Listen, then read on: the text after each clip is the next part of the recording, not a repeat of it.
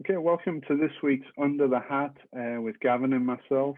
We're delighted today to be joined by our Instructor of the Year for this year. Robin Symes is Director of Instruction in Asia, based in South Korea. Robin, we're delighted to have you with us. I know it's early for you there, so really appreciate you making the time to spend an hour with us today. Yeah, no, thanks, Stuart. Kind of shame this is the first time I've been on. Obviously, just with time differences and what have you. But apologize for the background here for everybody. It's early in the morning, and literally I've nowhere else to go except for my car. But hopefully, it's the knowledge. It's not the it's not the early morning appearance. So yeah, happy to be here. No, well, I think one of the keys of coaching is adaptability, and like you said, Robin, when you've got three kids, sometimes it's hard to find a quiet space. But long overdue to have you on Under the Hat. We're delighted to have you, and you know, I'm fortunate that I've known you for over 20 years now. I know a little bit about your history and your journey, as does Gavin. But I think what would be great for everybody that's watching and listening to this is to bring to life a little bit how you got into coaching and have developed into the revered coach that you are. I mean, you've been out in Korea for a number of years now and had a massive impact on the game over there and taught, numerous winners on tours, major champions as well. But you started out as a really good golfer yourself in Ireland. You played really great amateur golf. You were part of the Ireland team that won the European Team Championships as an amateur. Went on to turn professional, played multiple mini tour events. And I know you were involved with the Leadbetter Academies for your own game, and that's how we met when I first met you when I was out in Spain and you were working on your game. But then you kind of developed into more of a coaching role at the Wynyard Club with our great friend and another fellow master instructor, Andrew Nicholson. So it'd be great if you could bring to life your kind of journey at the early days from going from a player to a coach and what really inspired you to do that. Yeah, no, definitely. It's never one piece, isn't it? Yeah, as you said, I played pretty well as a junior golfer. It's funny, I was pretty lucky to grow up with some great golfers as well who've turned out to be household names. Yeah, and I was able to compete with them. People like Graham McDowell and Michael Hoy, and even young Rory there was at our club. So he was floating around. Obviously, he was the little generation after me, if you like. But still, it's kind of strange to think back to that. But the funny thing is, you never admitted it at the time. I played well, and I had my moments too. But deep down, I always knew that the Michael Hoy or the Graham McDowell,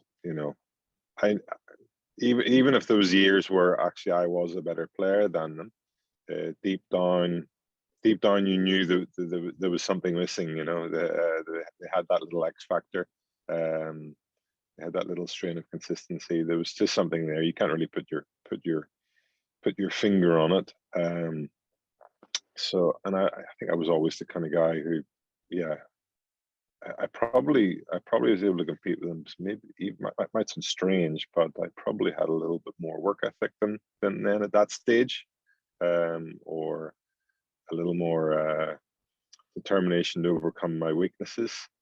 But it didn't overcome the deep down ability that they had, and I probably knew that, and I probably was somebody who almost on a driving range enjoyed looking at somebody swing, walking down and having a look at somebody swing and trying to work out how it worked, as much as the guy standing there trying to work his own game. So it didn't take me long to realize that I enjoyed teaching, and thought that switching over to that earlier, I could see people in Ireland who at 28, 29, 30, 31 who were still, chasing the dream, and I just didn't want to be that guy, if you like, making cuts, missing cuts, I just didn't want to be that guy. So I switched over teaching quite early, and it was a natural thing for me because I'd started heading across to the Wynyard from Ireland for tuition myself. Firstly, actually from David Whelan. Yeah, I mean, one of our great coaches, and he ended up heading over to our academy in Reddit in Sarasota, and then Andrew Nicholson. So it was probably only a few sessions with David, but then headed over to see Andrew Nicholson. Obviously had a good time with my game, but forged that nice relationship with him. And when I did make the decision that I wanted to move into the teaching world, and it was a nice crossover. I was also finishing up my PGA, the British PGA 3 years. I approached Andrew and said, would there be something there for me? So yeah, I moved across to do my apprenticeship under Andrew. Yeah, that was the beginning of my teaching career. It's funny, as a player, I was probably first introduced to the Leadbetter world. Said this a few times, but standing on the driving range tee box at Lecala with you standing above in the golf academy, shouting down, "Hey, Robin, you're dipping your head a little bit there." Still remember that very, very clearly. But that was probably my first moment where I realized the Leadbetter academies, actually. You shutting down at me, saying I'm losing my height. Yeah, and how wrong I was. No, I think you touched upon a really great point there, and you said as a youngster growing up, I mean, you were surrounded by people that, as you've said, are household names in the professional game as players now. Like Graham McDowell, Michael Hoy, Rory at the time, and a bunch of others that were strong players in your neck of the woods. And I think we all understand as coaches that the environment that you're in and the environment that we as a coach help create, manipulate, cultivate, the behaviors that we help develop for players, and the kind of the culture that we have is really important, and we have a great duty of care to make sure that that's as good as possible. How fortunate do you think you were to just, I guess, grow up around those players, and fortunate that they were there, and how influential do you think that was, one, on your playing career, and then second question, or second part to that, how was the environment for you starting out as a coach within the Leadbetter world at Wynyard?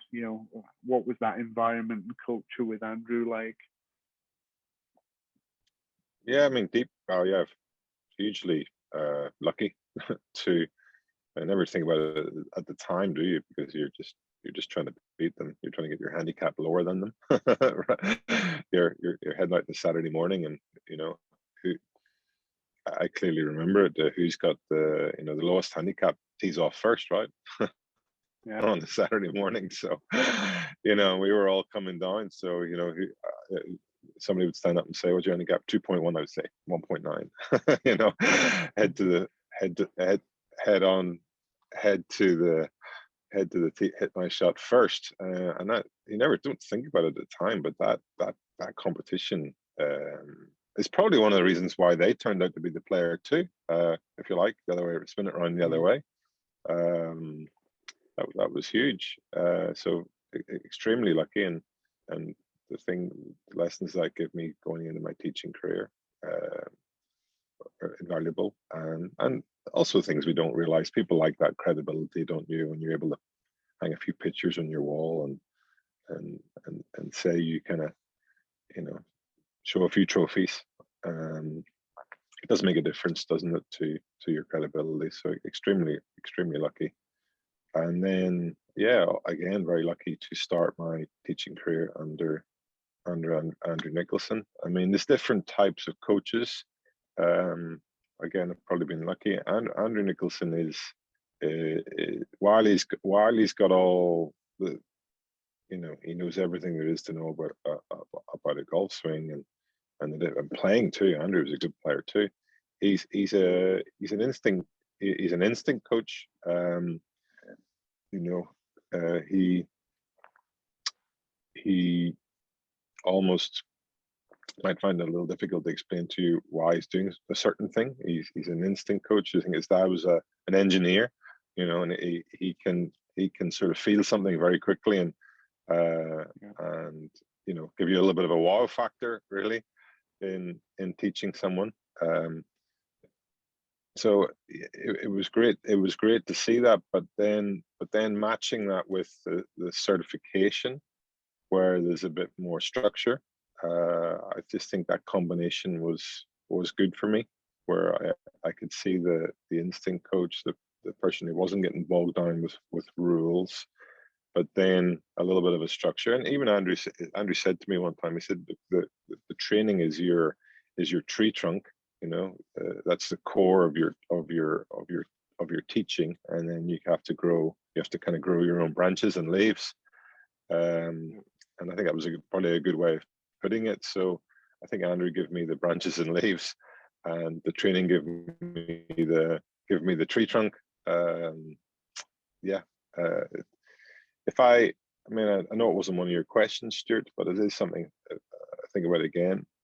I think back in, I hate to say it, back in those days, and it wasn't that long ago, but you know, there was no such thing really as specialized coaches. Really, when I was going through my training, it was a coach was a golf club, and you taught everything: putting, chipping, the swing, course lessons, you name it. And that's what you had to be a good coach. You have to be very all-rounded in every area. But I think it's the way the game is changing now is that is going to change. And I think going forward, I think coaches are going to have to maybe more choose one of the subjects they enjoy, they have passion towards, and then focus on that. I think one of my strengths is that I have a fairly decent knowledge in most areas. The body for golf and the golf swing and the short game and putting. I think I've spent a bit of time studying most areas, and I can have a good conversation with pretty much anybody on all those areas. But I'm not an expert in any of those areas. I don't specialize, and that would probably be a weakness going forward. I think you have to. Coaches now are going to have to more think what do I really enjoy, what do I want to specialize in, what do I have passion for, and then really become the best in that area. Okay, maybe I'm getting a little distorted through that. I'm in Korea, not in other parts of the world, but I feel like that's the way it's going to go. Yeah, no, I really appreciate you saying that, because I think, you know, one, I've known you for some time and you've always remained the same, even despite kind of, you know, being incredibly successful in Korea with lots of numerous players, and you still remain a very humble and a very grounded coach. And I think a lot of coaches can really learn from that, where, you know, we see a lot of ego in the coaching world, and especially in other sports as well, probably more so in other sports. And I think you can realize you can be very, very good in lots of areas, but you won't be a specialist in every one. Or you can specialize in a certain area, but you understand that your player may need to actually go see somebody else in a different area, and Sure. You've got to park the ego and do what's best for the player. And I think that's what always strikes me when I chat with you, that you would have absolutely no problem in directing one of your players to a specialist if you felt as though that was going to help them and benefit them. So you moved to Korea, I think it was 2006, wasn't it? So you've been out there a long time. I've been fortunate enough. I've spent a year and a bit in Korea and understand a little bit how the culture works there. But as a relatively young coach, when you moved out there, what would you say were your biggest learnings from a coaching point of view that you had to undertake moving to Asia, number one, dealing with players that maybe didn't speak the language that you normally converse in, and dealing with the culture and the aspirations that a lot of young Korean professionals or top-level amateurs have? Be interesting to kind of hear your kind of challenges and your successes. It's a good question. I think sometimes people think there is a lot of differences, whereas maybe there's maybe not. But probably, I think coaching in other parts of the world is you you get involved in many aspects of that player's development. You know, you might get into what their schedule is going to be for the year, planning out their schedule. You can maybe get into a little bit about the equipment they're using. You know, you get into their overall package of their golf game as a coach, and you know that can often be quite fun, enjoyable. I think one of the things it took me a while to sort of come around to and create is that maybe that was difficult. You know, I would bring up conversations about their people's schedules or the clubs they were using, or there's tons of bits and pieces. But I could realize that really that wasn't why they were coming to me. They were coming to me for a swing lesson, you know. And yeah, so I think that was probably the main thing, just culturally, that I don't think that's what they really see a swing. You know, in Korea, we don't really see a coach as somebody who's getting involved in everything. It's in your, you know, help us swing the club better, help us hit the ball better, and probably started having a bit more success when I left the other conversations off the table and started just kind of purely trying to help the player swing a little bit better. So, and that's in some ways is good, because then you take less responsibility, don't you? You know, you demand.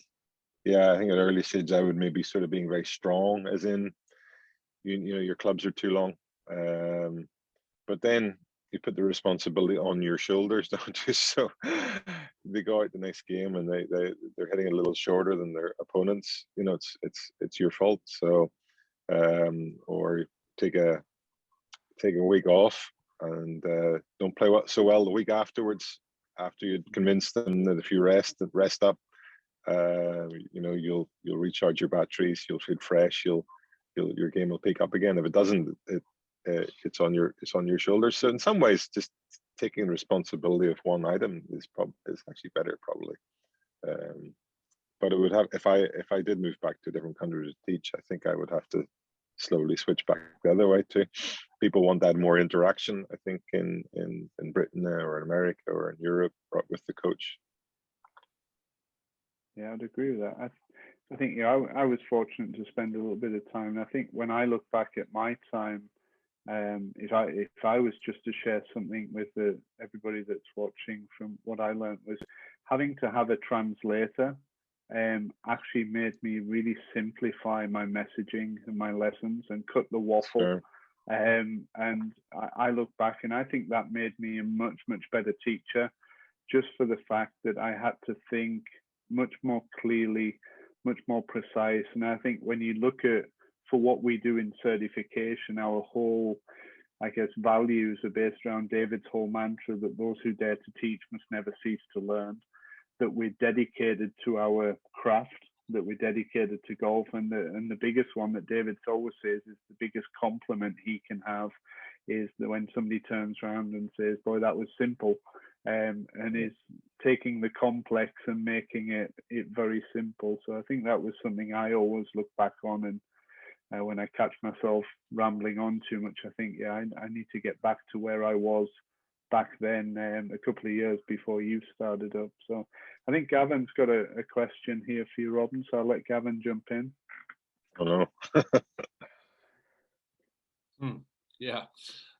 Just change tack a little bit now, I think. I mean, that's hugely interesting, you know, the journey that you've been on, and the different culture of parents and expectations. I mean, you know, in many counts, it's a little bit of a nightmare, but you obviously also have a huge passion for the short game, right? And I was just keen to know what your thoughts were on what foundational skills kids need before we start going into the detail of the short game technique, really, because you know, I still think we need to, first of all, every coach will have their own philosophy and DNA effectively, and that will shine through what their students evolve into, what type of golf they evolve into.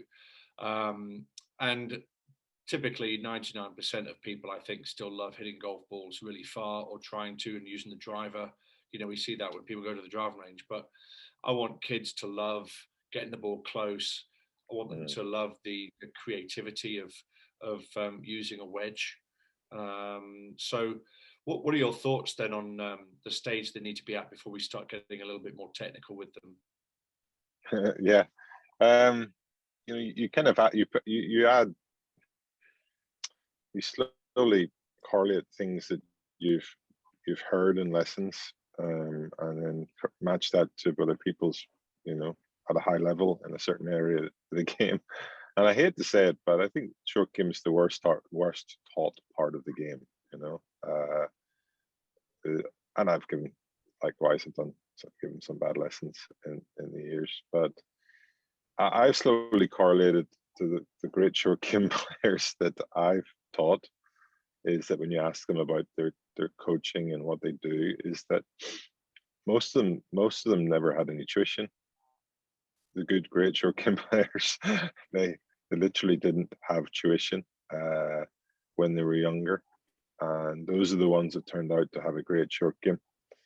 The ones that had tuition tend to have very one-dimensional horrible short games. Now that's not a blanket rule, is it? But of course there's some great short game coaches who had it right probably a long time ago, maybe a long time before I did, and then really did help somebody. But yeah, I mean, I know it's very simple, but you know, most of us were taught at some stage about getting the ball back and keeping the hands in front of the club head and leaning to your left foot, and you know, most of opening our stance. But most of us have had that at some stage, right? And if that became your sort of DNA of chipping, you're going to struggle. You're not going to have a great short game. Simple as that. And if that became your sort of standard method of hitting a chip, well, you're just going to struggle. So, I mean, if you look at a typical kid who walks up and hits a chip, they hit it beautifully. You know, they put the ball in the middle of their stance. They line their body up nice and neutral. They make a free flowing swing, letting the wrists move, and they use the loft. The ball pops up in the air beautifully, right? And then you see the typical guy 10 years later can't hit that shot. Just can't hit it. So, and that's because of tuition, you know. So yeah, sorry to all of us coaches, but we haven't done a very good job in short game over the last 20 years, I think. But hopefully it is changing. I think there's more and more good coaching out there, and I just think you know, what a kid typically does to hit a chip shot is pretty good to start with, right? They swing it freely. They use the loft. The bottom of the club hits the ground. They put the ball in the middle of their stance. I mean, it's a natural thing to do when you haven't been taught. You stand nice and neutral, and then if you're just teaching them through games and exercises, you know, creativity, then they're going to have such a great start in short game. I mean, the rest is, I think the rest, if you can do that, the rest of the stuff is child's play. You know, hitting a low chip. You know, what good player can't hit a low shot? But there's 10 different ways to do it, right? So the rest of it is just through games, exercises, playing lots of different golf courses. You know, so where people just get to be able to judge slopes and firmness of ground and things like that. I think they're going to have a good short game. It's understanding what the club face does, doesn't it, as well? I mean, I think that if you have a good understanding as to what to do with a club face in order to create a certain outcome, and then you create an environment where they need to use that basic understanding, then I think it evolves. Yeah. I definitely agree with you that, you know, kids have the wonderful free flowing motion of how to chip with very little instruction. and actually it works perfectly well, doesn't it? Until, you know, a lot of the time we get involved, and we needn't. It's just probably more of the same of that environment, and you know, setting different challenges, I think. So yeah, that sort of helps solidify what I was thinking.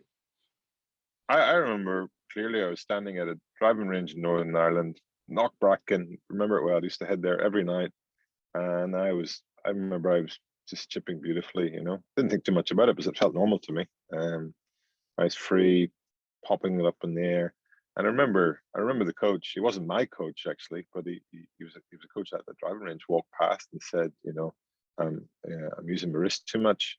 Keep my wrist more stiff. And he didn't realize the influence that probably didn't realize. I didn't realize at the time either. But I think back to that very moment. I remember I stood there and tried to keep my wrist stiff. And I was never able to let my wrists kind of go again after that moment. I feel like. Who was it? And he's responsible for ruining your career. I know, yeah. His name was Jeff Lockery. He's a left-hander. I remember very well. He won't be watching it. And Robin. yeah, you know, I just remember always being very wooden in my hands from that moment onwards. And if you just see the great chippers, they're not, are they? They're able just to let it, as you said, free flowing. And the rest of the shots are really, if that's your standard, the rest of the shots are so easy to learn. But if you don't have that chip shot where you miss the green by 5 steps, the pin's 5 steps on the green with a fairly firm, fast green, and you can't just walk up and sort of hit a soft landing, what feels to you being a normal shot, soft landing shot on the green, let it run to the hole, you're going to really struggle. If you have to stand there and think, this is a special shot, I've got to open it up, or I've got to bump and run it. You're going to really struggle, because that's tour. I know we don't need to talk about tour players, but you are going to struggle. But because in higher level competition, that's where a pin position is. And if you're a good player, you miss the green by a small amount, you have that shot all day. And you can just see the ones who are good at that. They walk up, chip it to a foot, don't think anything of it, and you just add that up over 1 round, 4 rounds a year career. It's enormous. No stress-free golf in that regard. So yeah, if there's a takeaway from this, if you're coaching and you've got what I said, where it's, you've got this system where your hands have got to be in front, the ball's got to be back. Think again. This even just our section in the training where James Sheikman goes through some stuff. That's an invaluable part of beginning of somebody looking to improve their short game teaching. And then if you can match it with some of your stuff, creativity stuff with the kids, that's your winning formula, isn't it? Yeah, for sure. I think that that philosophy can be taken across all aspects of the game, I think, to a large extent, can't it? And I'm a firm believer as well in giving the education or the knowledge. What the club face does will create certain outcomes. How do you change what the club face does? So, building that knowledge and that golf IQ, I think from an early age, I think it's really important. And then you build that environment where you allow that creativity to evolve over time, and you're not set on things being finite. They are infinite, aren't they, in terms of how they develop and the skills that they utilize to hit certain shots. So yeah, it's fascinating. What do you think about all that, Stu? No, I think Robin's made a massively valuable point there, that that standard shot, which would be deemed to be a tough shot for majority of players. And I think Robin said, it's if you walk in there and you think, oh geez, I've got to do something different or special here, you're already on your back foot. But if you make that the standard, and then players, if they've got that, they can easily adapt either way to higher or lower, more spin, less spin, for example. I think the biggest thing that I got from that, Gavin, was Robin, like you said, the influence of just some words from a coach that is not even somebody you have a relationship with. players respect professionals or coaches or your teachers that are at the range or the facility, and they walk past, and half the time a young kid is just so overawed that the coaches even past comment on their game and say, oh, the pro watched me hit a few shots. But then the influence and the power that we have can actually, like you say, you've remembered that from however old you were, but almost it became a little bit detrimental. And I think the language that we use as coaches and what we say and the timing of what we say to a player is critical. And I think it's something we do look at in certification, is a lot about the communication and how to help people with their confidence, their self-esteem, their self-belief. And Robin, I think you hit the nail on the head there from your own personal experience. And I know you work with a lot of players that you have a massive amount of input to and potentially influence with. We all know that the world of female golf in Korea is massively successful. They dominate on the world stage for the most part.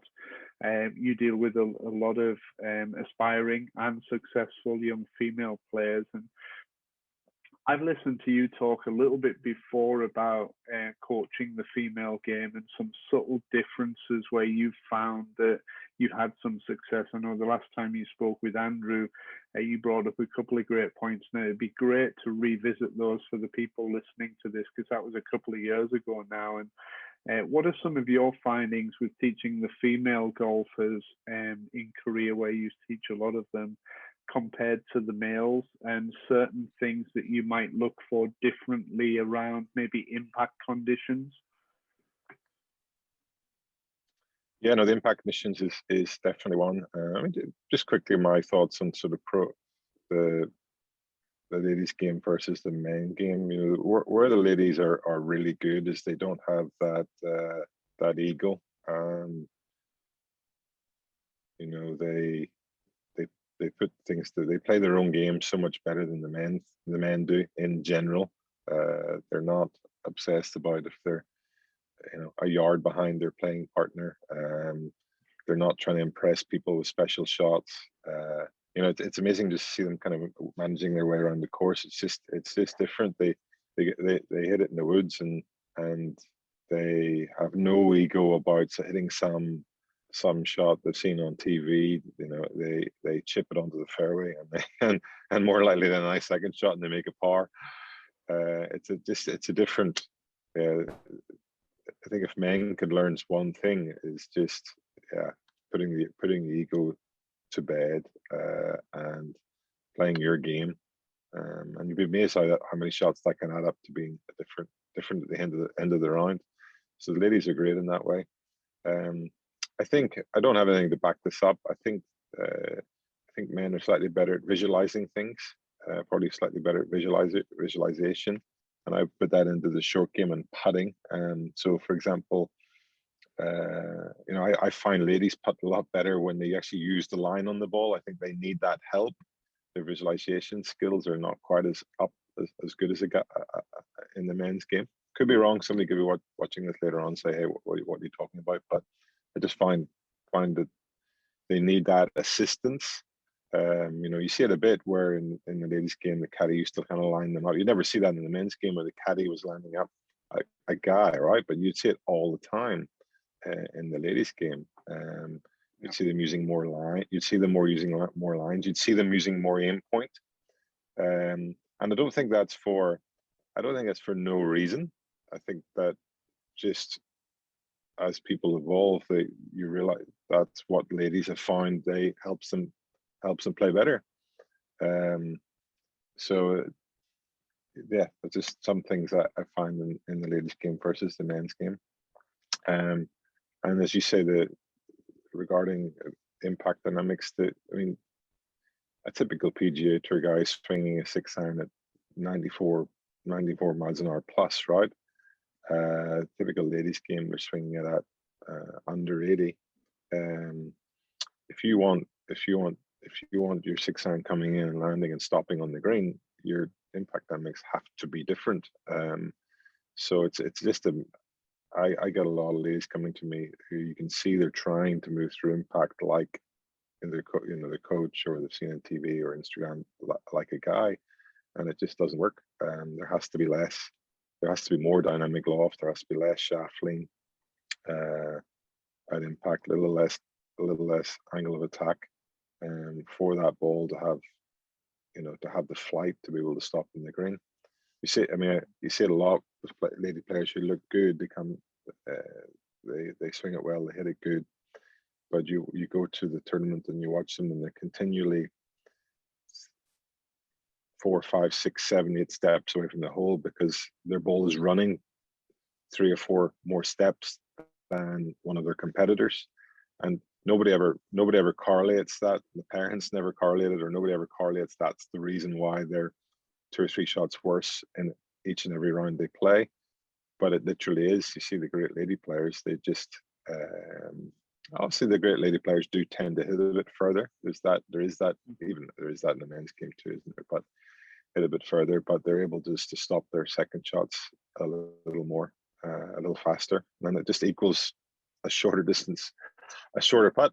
Again, you add that over 18 holes, it makes a difference. So we shouldn't be searching for the same things at impact as what we're seeing with the guy. You're going to be, if the club's going to release a little faster, your body's going to be decelerate a little bit sooner. You're going to be a bit more square with your body lines at impact than maybe a guy. You very rarely see a lady player with the Dustin Johnston, the Jordan Spieth left wrist in the backswing. I mean, how many ladies I've seen working on trying to get this way in the backswing because I've seen it in the men's game, or it's the trend. But I tell you what, you go into the first tee of the LPGA and find how many ladies look like this. I'm sure there is one, right? There's always one, right? But there's virtually nobody. I mean, you go to the men's game, you see a whole lot of people like this, don't we? So it's clearly that evidence say there's the difference. A lady trying to do this, trying to open up fast, they can't flight it. So there is differences. There is differences. Yeah, absolutely. And I think something I'd be interested to hear as well is it ties in a little bit to our philosophy and something obviously David wrote in the Golf Swing book, which was written over 30 years ago. There was the 3 Ps, the importance of preparation, the importance of the pivot, which the pivot was termed the lifeblood of the swing.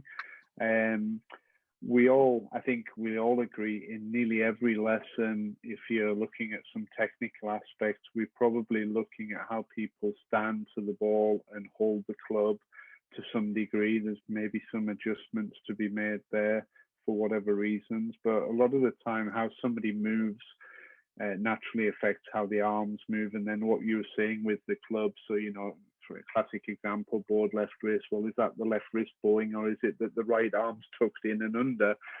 Which one is it? It's a tough one to answer. But what have you done in your coaching and your development over the past few years to really understand more how the body works? Because I think it's really essential for a coach to be able to understand how the body works, Robin. Yeah, I mean, first of all, I'd just like to say that the 3 Ps, over time you drift away from things, don't you?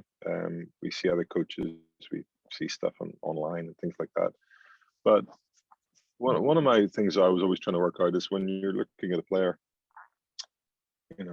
visually, or you've got the computer out and you've got them on the B1, and what's your process of going through here to work out how you're going to try to get them to hit it better. And I have to say, I didn't really realize when I first went through the training, I didn't really realize what the 3 Ps was for. I thought it was just something to bind up in the book to make you do an assignment, right? And we had to write I remember we had to write our assignment in those 3 Ps, not a video presentation, but it's actually more in the last few years I've come back to those, and it's almost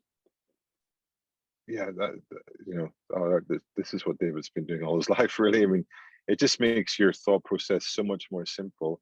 if you look at somebody's swing and you just divide it into those three sections, it clarifies what you need to do and gets rid of all the junk that's in your head. Let's have a look at their basics. Is there anything in their basics which is creating the shot what we're seeing? If there is, let's tackle that first. That could often be the point of the lesson and the solution to the issues they're having. Then next, have a look at their, if there's nothing, have a look at their body motion. Is there anything in the body motion which is creating the shot, the inconsistency or the shot, or even something they want to achieve, they want to hit it further, something? Is there anything in the body motion which could be a benefit to changing that? If there is, if their basics are good and there's something in the body, let's have a look at that. Let's change that. Let's work on that. If there isn't, we're going to look at the arms and the club. And in general, I go in that order. There is occasions where you don't, but in general, I go in that order, and that keeps my lessons consistent with a bit of structure, and it's my way of feeling like I didn't sort of miss something. It's kind of hard to miss something, actually, if you just spend a moment dividing the swing up into those three sections and then deciding what you want to do. So I think I didn't realize it maybe a long time ago, but I think those three P's are huge, and I would encourage anybody to not think those are just because they're a small section of the book, right?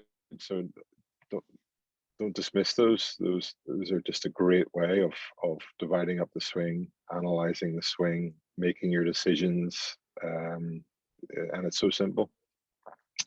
And this, yes, we've talked about, I mean, I could be wrong, but I mean, every time I've watched David teach, he's nearly always doing something, it's nearly always something to do with the body, after you've got their basics somewhere where you want them or the way you need them. And I think if you talk to most coaches around the world, over 50% of their golf lessons is probably on trying to get somebody to move their body a little better. So it's probably an area which we as golf coaches, we probably don't know enough about. We might know the kind of look, the visual look of how we want something to look through the motion, top of the backswing, the way we want to see it transition, the way we want to see it impact and the follow through. But do we really understand what's going on in the body to achieve those movements and your body to move through those positions? So I have to say, over the last few years, something that's really helped me understand and clarify my thought on that is spending a bit more, just the things we've seen from the Grace Institute. They kind of complement our three Ps beautifully, and they just, even if we just look at let's say our piston pivot or the drills we have, the body motion drills, it helps you understand, well, what's actually happening in the hip, what's happening in the torso, what's happening in basically every joint, and just understanding. And then when you see an issue in the way the body's working, you can very quickly identify why that's happening and be able to help the player, maybe through some simple exercises and drills, improve that one area which is causing the issue. I know that maybe not sounding really that clear, but I would encourage people to dive a little deeper into understanding how the body does work. When you see a funny movement in the transition, who hasn't seen that? We've all seen movements in the transition. Think, wow, what's that? You see the right tip pop up and the left tip down, and it's maybe, if people are really honest sitting here watching this, sometimes we don't know what's going on, right? What was that? And you sort of pretend you do in a lesson, but we don't really know what's going on there. And yeah, my latest learning has been really, a couple of years ago, we had the Grace Institute in Stoke Park on our seminar, and they started to talk about the three planes of movement. And really, essentially, the body motion is a combination of those three planes. And if you understand those three planes, and how each joint is moving on those 3 planes. So each joint is kind of moving in 3 different ways through the golf swing. You can then look at the top of the backswing, and if you see a movement, you can very quickly identify which plane of movement is the issue. Is it the frontal plane or the sagittal plane? Is it the rotation? Which of those is the issue? I promise you, it's often people see a right tip forward at the top. They think they're not rotating. It's often not what you think. It's often one of the other 2. And you can think, it's that plane of motion which is the issue. Are they lack of mobility on that plane of motion, or do they have a little bit of a lack of stability, or do they have a lack of strength on that plane of motion? And then you can very quickly give some feelings or exercises to help them to know how to move correctly on that plane. And you really do start to see differences in the way people can move. I think that's not probably sitting here sounding that clear and simple to people maybe hearing that for the first time, but I would really encourage people to explore that and understand that. I think we all know maybe from KVS and stuff, the forward bend, side bend, rotation, right? But there's a little bit more. It's that principle, but if you're going to go a little bit deeper into understanding the way the body moves, it really can transform the way you teach. And David's always been saying, like, the dog wags the tail, right? So getting that, really understanding that middle P, you can help more people, and then you can stand in the tee truly knowing what's going on in the body. Since I understood that, it's been very rarely now I've stood and looked at somebody and thought, I don't know what's going on here. I feel like that has really helped me almost fully understand why people, almost every movement you see, why it's happening. And obviously, it's still a challenge to change it, but at least you know why, and you've got a direction, you've got a path to take. So yeah, I encourage people to learn more in that area. Really insightful, Robin, and I think that's testament to what David's done with the certification. As we've evolved that over the last couple of years, we've really embraced bringing in a little bit more of what David always termed his holistic approach. Gavin's done an amazing job bringing all the Leadbetter kids stuff together, and industry-leading experts adding advice and direction in certain areas of that, about the child, the coaching, the business side of it, how to engage the parents.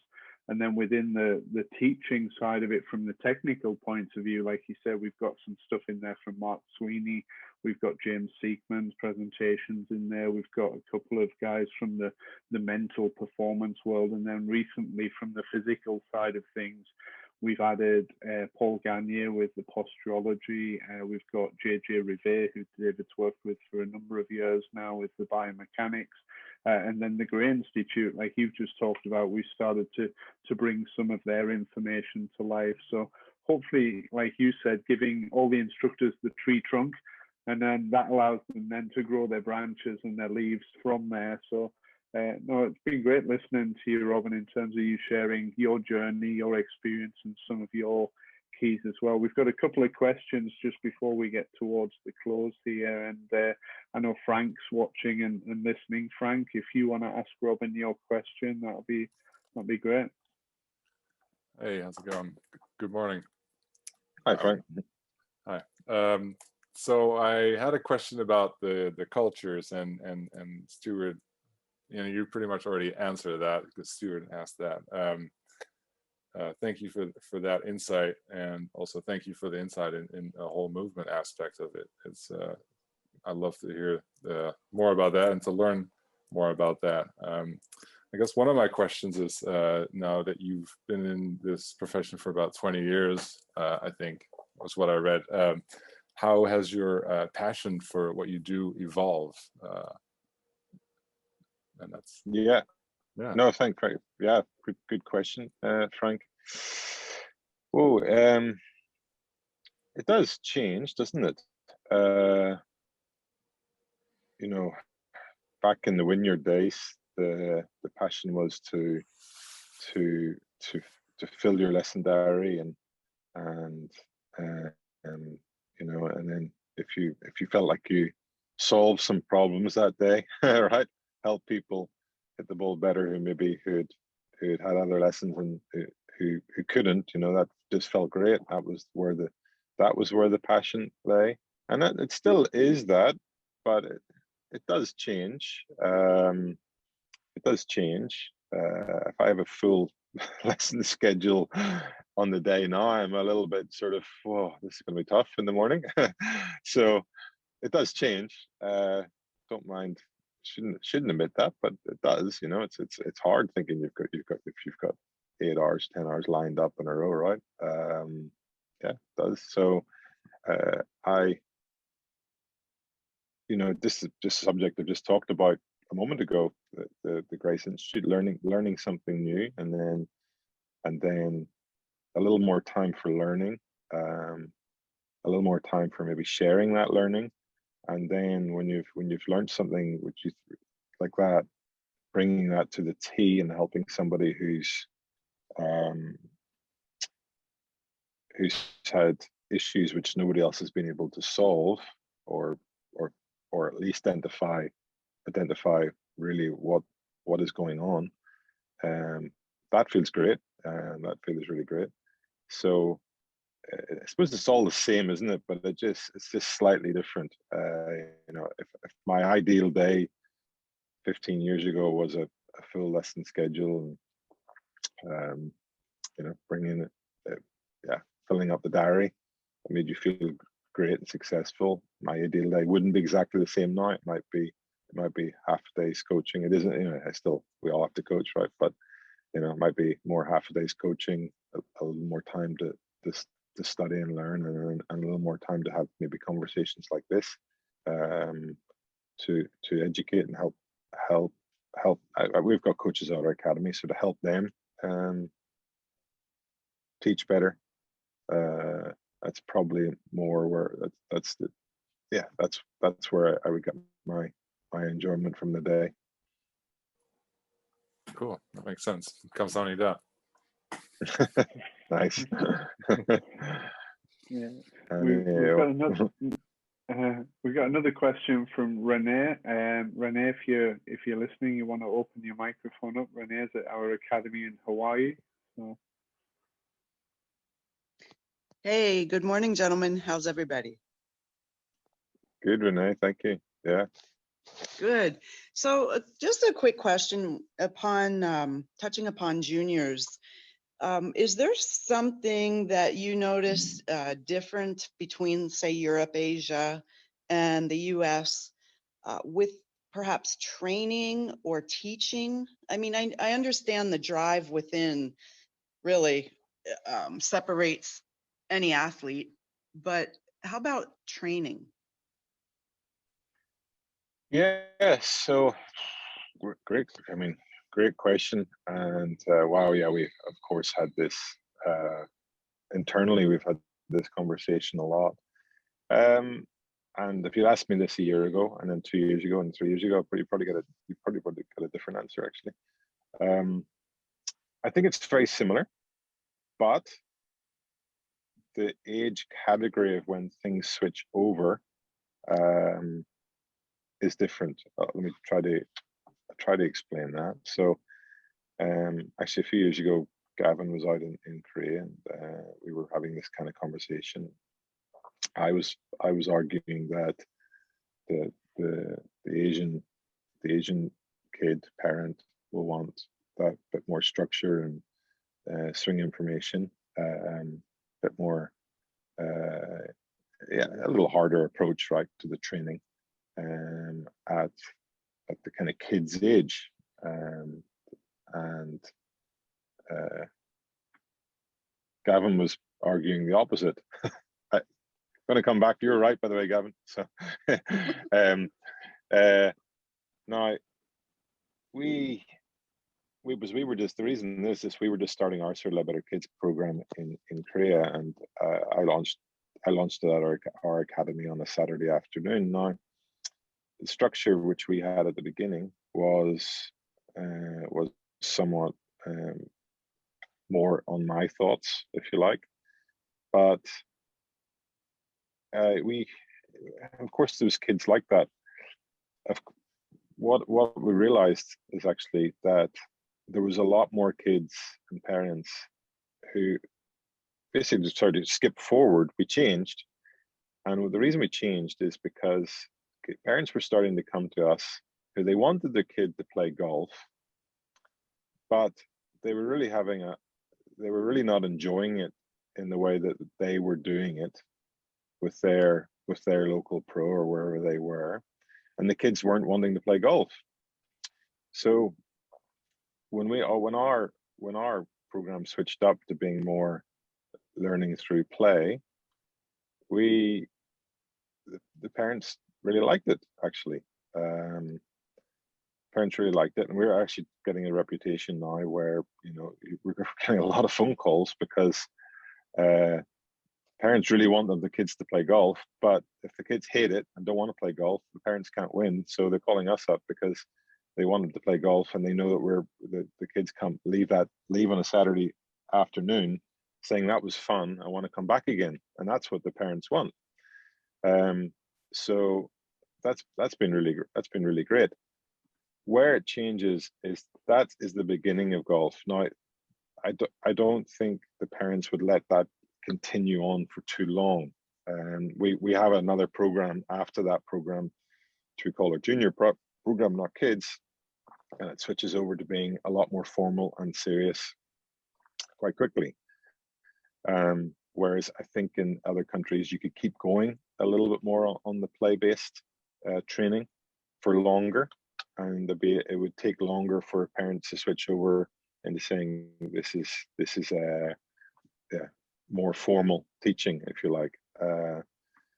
So I just think the age time when that switches over is different, but the way to start the game is not different. It just has a different timing of when it becomes more serious. I think a typical 11, maybe 10, 11, 12-year-old in other parts of the world, you could still be very, very much hobby, group teaching, play-based learning. Where is Gavin's probably going to say jump in and say no, so please do, Gavin. But in Korea, probably not at that age. If they are playing, it started to become more serious. It started to think, is this more a direction they want to go in? But before that, the learning to play, the beginning stages, I think, is exactly the same, and that's kind of proved me wrong, actually. We've had huge success because it's giving the parents a way of the kids saying, I want to play golf. I think what you're describing there, actually, Robin, is a huge part of the development of any child. And that first stage is about instilling a love for the sport that these kids will have for a lifetime. And you can't go on to stage 2 unless you've gone through stage 1, because what they feel in stage 1 takes them through the difficulties of their development in stage 2, where arguably their interaction with the sport, the reasons why they play, changes. It's natural evolution, right? I think in terms of the age groups, science tells us generally that, once kids get to 11, 12 years old, then they're moving away from, I guess, foundational development or learning, effectively. And that also coincides with when they traditionally graduate out of primary school or elementary school and move on to middle or high school.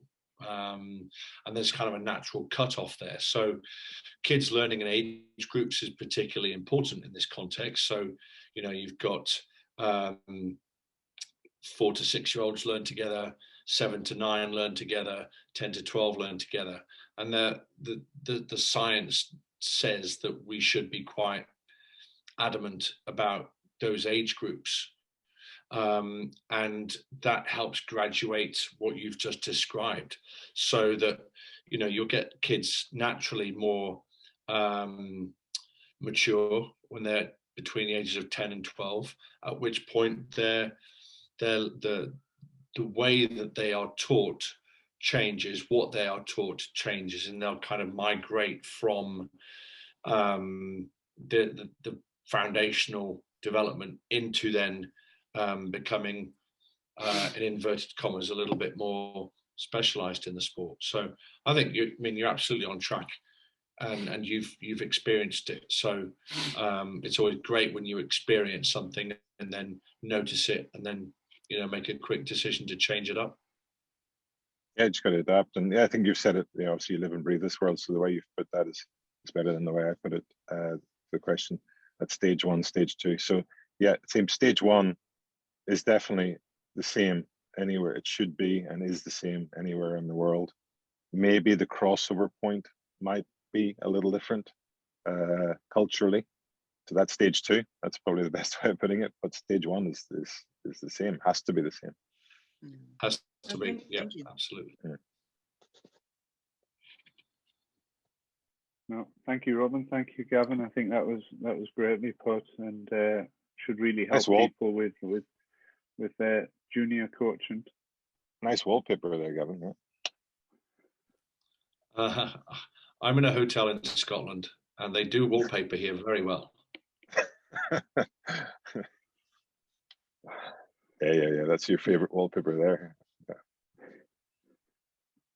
Good.